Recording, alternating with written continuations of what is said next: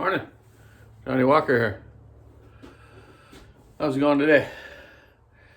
It's Thursday, August 19th, I think.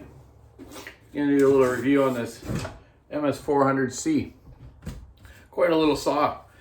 Apparently got a magnesium piston in them, which is unusual, eh? But cool. They're real fast revving, great power to them, just out of the box. Sold a couple and put the West Coast bark boxes on them. Seemed to pep them up pretty good. I haven't looked inside of one and measured it, but I'm just going to give you a quick review of them. What I really like about Stihls is the fact that you only really almost need one wrench to work on them. You know, your T27 Torx or 25, whatever. I think it's 27. Fits every screw on this thing except for the top cover. So if you have your bar wrench, which is got all that on it as well, which is cool. So there's your Torx wrench on that as well, and the spark plug wrench.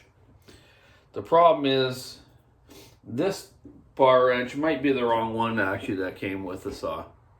Why would they give you that? You know, they should have a flat blade so you can at least undo the top cover, which is the only different screw on it.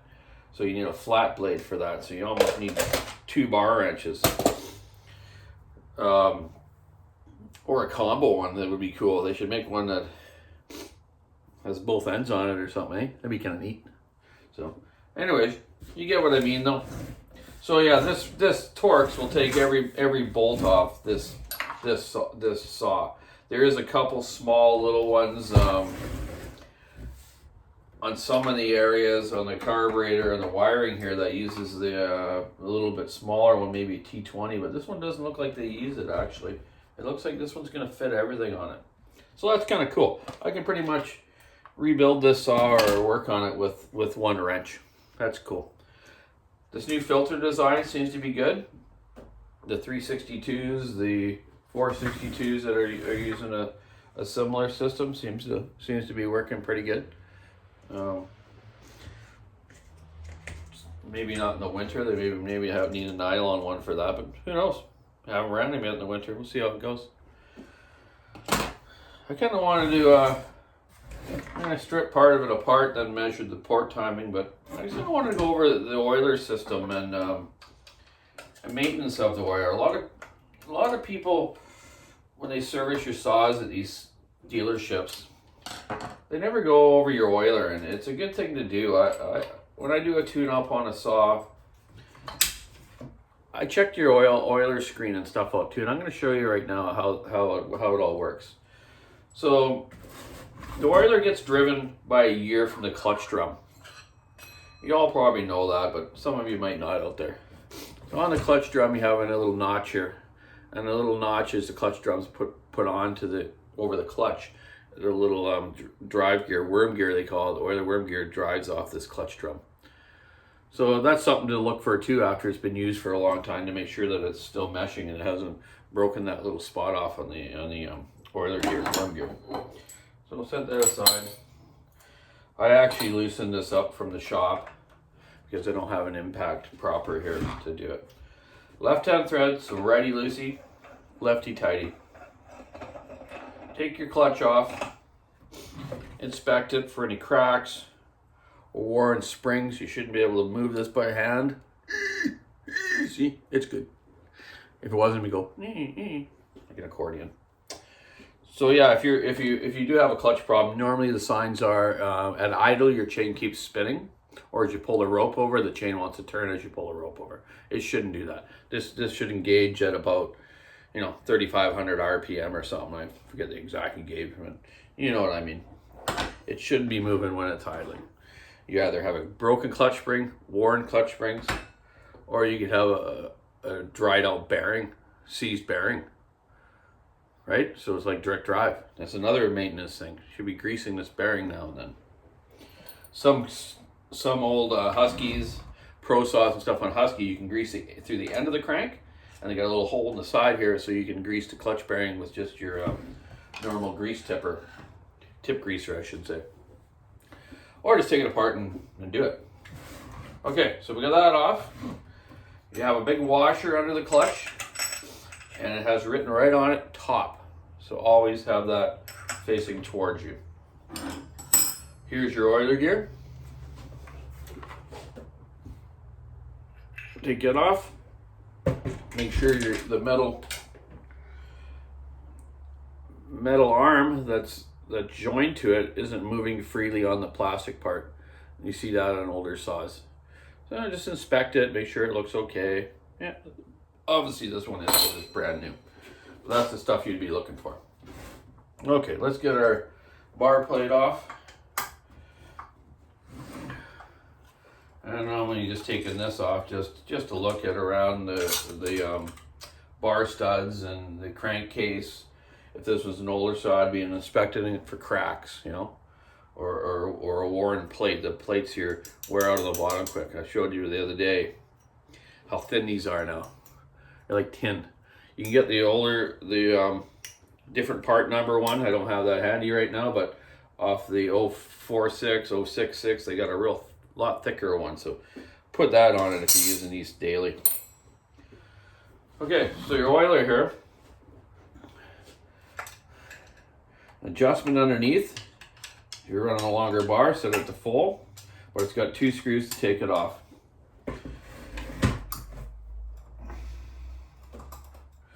Uno.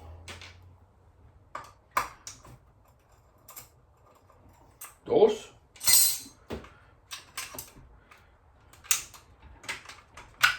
Simple as that.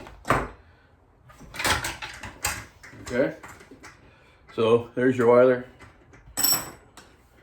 There's your hose down there.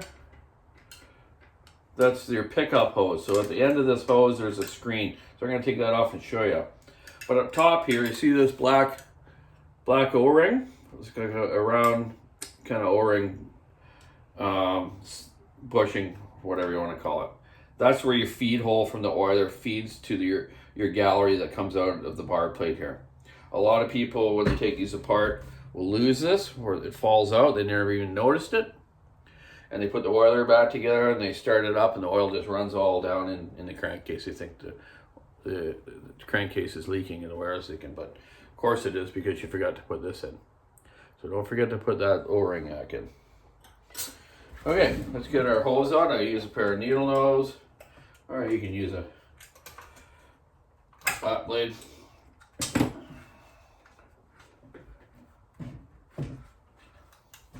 Come on, baby.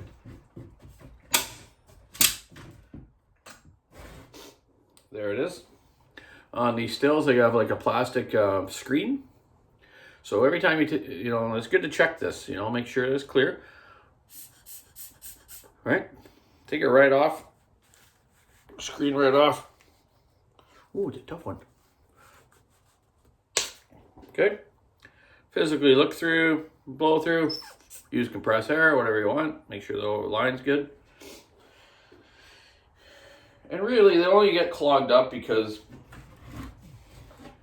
you think about it. This thing's covered with sawdust every day. You're taking this lid on and off, your filler cap. A lot of fines and sawdust get built up around here. Every time you take it on and off, some of it falls inside the tank. So where's it going to go? Right to the pickup of the oiler line. Okay, let's reassemble it. So that's what people need to be doing. You know, a lot of people don't. They run them until they're dead. Or, geez, we don't get any chain oil. Well, geez, man. If you did the maintenance, you'd be okay. But that's what the shops are for, I guess. If everyone did their own stuff, there wouldn't be any saw shops around, eh? Okay, so that's back in. And you were just watching what I'm doing, so what's next? The elusive O-ring that people lose or leaks. Okay, set that back in its little spot here. Okay, it's in.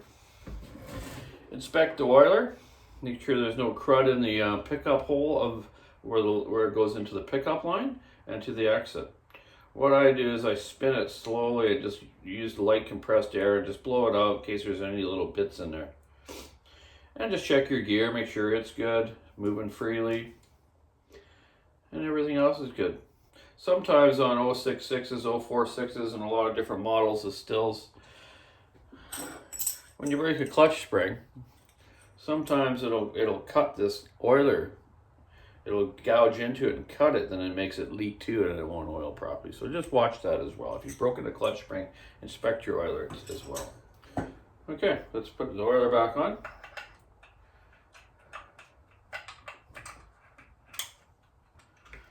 Pretty simple, eh? Not much to do. You just the biggest part of it is really, I guess, getting your clutch off. So, like I said, righty loosey, lefty tighty. So it's left-hand thread. So you can do it several different ways. You can use an impact like I do at work. It's even sometimes if they're on really hard, the impact has a hard time getting them off. So you can use a piston stop. Put a piston stop in the cylinder to stop the piston from moving. Then contact it up to the piston, stop the piston. Then have a wrench on the clutch and give it a good jar to it, and it'll come off. You might even need to use a bar to make the wrench longer. A Johnson, they call it. Some people will use the starter rope method, where you could have the piston at top dead center and rotate it backwards about 3/4 of an inch. No more than that. You don't want to get the starter rope caught in the ports. So you got to be careful. I've seen people do that, and I've done it myself. We've all done it. So put the rope in, like I say, about 3/4 inch backwards from top dead center. Put the starter rope in, a bunch of it, then turn it up to top dead center, and it should lock like a piston stop. Then take your clutch off. Then pull the rope out, obviously, after you're done. Okay. So let's get back to assembling it. We got the O-ring in place, the line back in, the oiler in. Now we're going to put our gear in. Not bad to put a little bit of grease on it too. It's got like a brass bushing here, which seems to last forever. But it's a good idea. Put it in, rotate it around, make sure it's all moving good. Here, looks good. The metal wire part that drives it isn't loose on the plastic, which you should look for on older ones, but this is brand new. Okay, oiler gear in, then the washer with it marked top, so it goes towards you. So I'm standing here, that's top. So that on, put the clutch on after you've inspected like we talked about. Just spin it on by hand. You don't need to really impact them on. You can give it a little bit of a rattle, but if you basically just have it on there and give your wrench just a little smack like that, if you don't have your piston stop in, it's pretty much tight enough. Clutch is on. Bearing. Grease it. Of course, I don't have any grease here. I got some over here. Doesn't really need it, it's brand new. I'm going to put some on anyways. Okay, roll it around a bit. Put that on. And what I do when I put the clutch drum on, because you want to contact that oiler gear, is I just kind of loosely put it on. And inspect your clutch drum too. If it's an older saw, I noticed that the new Stihls, everything's going lightweight.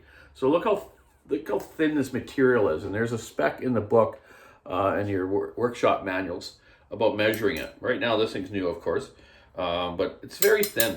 And I find that these are wearing out fairly quick on the bigger saws. So just watch your wear on your clutch drum and check out your hard surfacing where your bearing rides too. I found some of these starting to get sloppy on other models, and will probably on this too when it gets used a bunch. So just make sure your bearing surface is still good. Just feel it within here with your finger. It should be smooth, no ridge to it. You know, you can almost see like it's got the chrome and harding on here, where when it's wore, like the older ones do on 461s and whatnot, you can see it's kind of gray, and obviously it's because the hard surfacing's come off it. Okay, so set the drum over the bearing and lightly rotate it till you hear that click. That click is when that oiler gear has gone into the notch of that clutch drum, so you know it's connecting properly. Once that's on, put your sprocket on. This has got a 3/8 7 tooth, retaining washer, and your clip.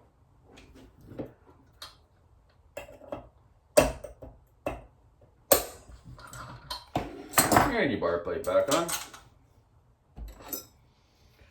So that's it, man. That's how you service your oiler, and I highly recommend people do after some time, just so you get the right bar and chain lubrication, and your bar won't wear out as quick, and chain stretching and stuff like that, or tightening up. Yeah, moving freely. You can inspect your chain brake while you're in there too. Make sure it's all functioning right. Hardly ever have any chain brake problems on Stihls. Very rare. Normally it's handles breaking maybe. For the odd time I've replaced a band. So yeah, nice little saw, the 400. So I'm going to take it apart tonight and measure the port timing on it. And then I'll let you know about that, and if it really needs any porting or not. Some of these new saws are coming pretty good the way they are. I gotta admit, they're getting better at building them from the factory. They've learned a lot through the years. So anyways, shout out to the firefighters again. Yay boys, keep her up. We'll get back to the shop. I'm gonna run the 3120 that you see me playing with yesterday. Do a little bit of that. And I got an Echo to put together, a CS590. I'm gonna do that today. And a couple other things as well. I always get stuff thrown at me in between jobs, which is fine. That's the way it is. Better to be busy and not busy. Makes the day go faster. So yeah, MS400C. Let's see how it turns out, and maybe some of you have them out there already. Maybe you can comment and tell me how you like them. They're 67 cc's. Should be able to handle up to a 24, no problem. This type of cc's, and probably with the bark box and maybe some working on it, we'll even handle it even better. 3/8 full house, skip tooth, whatever you want to use on it. The dogs aren't all that big, but this size of saw, you don't need them that big. If you're falling with it, maybe you want a little bit longer dog on the bottom. This is more of a bucking spike. Bucking spikes are more straight ahead and don't angle down, which is fine. That looks like a good one for that, actually. I don't believe there's a full wrap handlebar for this available. Might be wrong, let me know. But really don't need it for a chunking down saw, like if you're doing tree work. For I'd be running like a 20-inch 3/8 on it. It'll be probably just a wicked saw for blocking a tree down, or just doing your regular firewood. So yeah, we'll see how it goes. Anyways, keep sawing wood, stay cool, have a great day.